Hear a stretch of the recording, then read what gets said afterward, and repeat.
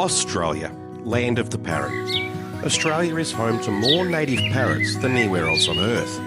But what is the most Australian parrot of them all? I bet you instantly thought of one of the large, intelligent cockatoo species, like the umbrella cockatoo or sulphur-crested cockatoo. Or perhaps you thought of the galah. And sure, they're iconic and native to Australia, but the most Aussie parrot, in my opinion, is the rainbow lorikeet. These funny, colourful little characters are about as close to an anthropomorphic Aussie bogan as you're likely to find. Let me explain why. Like the quintessential Aussie larrikin, they can be found in the outer suburbs of all Australia's eastern cities. In fact, unlike many native parrots, wherever you find towns and cities, you're likely to find lorikeets and bogans. They're colourful, loud and love to mingle with mates, often found in groups arguing and fighting amongst themselves and getting into trouble. They are intelligent, irreverent and love to be the life of the party. They're also fearless and known to chase off much larger birds who recognise very quickly that you can fit a lot of cray-cray into a small bright package. They're very affectionate within their social group and unforgiving to anyone who messes with their mates.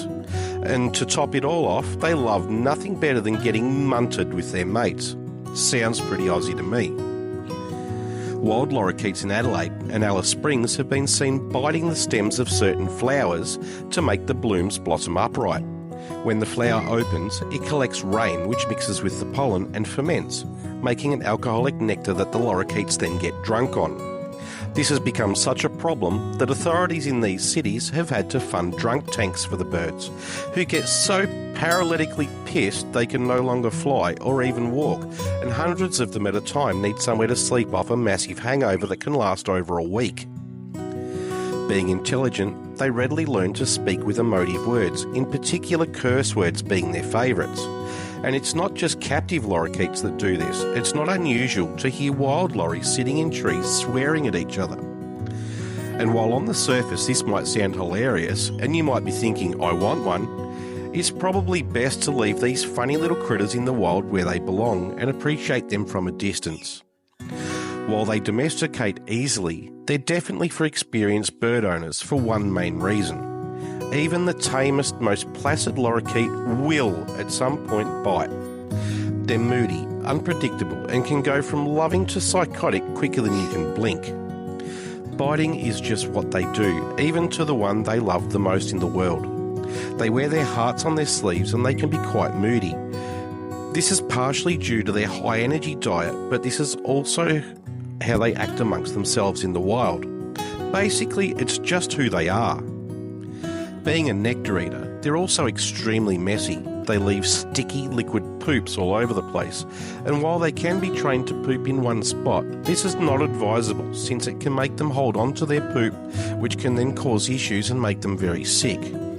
Don't get me wrong, if you're happy to bleed occasionally and don't mind wiping up the mess, then you'll experience the most loving, devoted pet you'll ever have. Lorries do everything to extremes. They love hard, play hard and fight hard.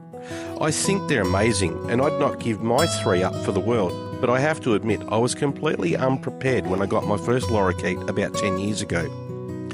Unfortunately, lorries in captivity are one of the most commonly surrendered or rehomed birds.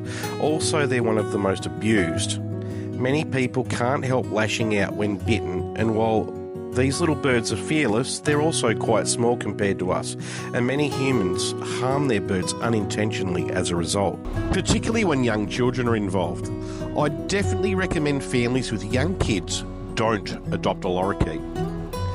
They also live quite a long time for a smaller parrot, comfortably living 25 to 30 years and sometimes longer. So choosing a lorikeet is a long-term commitment, a commitment that should also include some forward planning, as they tend to bond very tightly to one family member.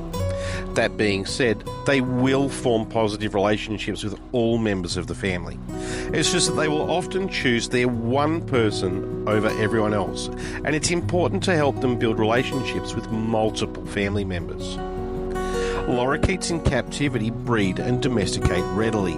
This has unfortunately seen unscrupulous breeders pushing them on people with no concern for education or aftercare. That being said, there are a lot of reputable breeders who will do the right thing and give you all the support needed to gain a happy, healthy and cherished family member. Some breeders are also selectively breeding different colour mutations, and all of these are stunningly beautiful. I highly recommend checking out some of the beautiful hybrid mutations.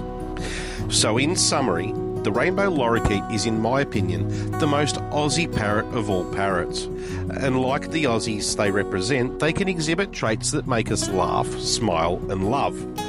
But they can also be unpredictable, moody and messy. Just like the bogan, they're best viewed in their native environment.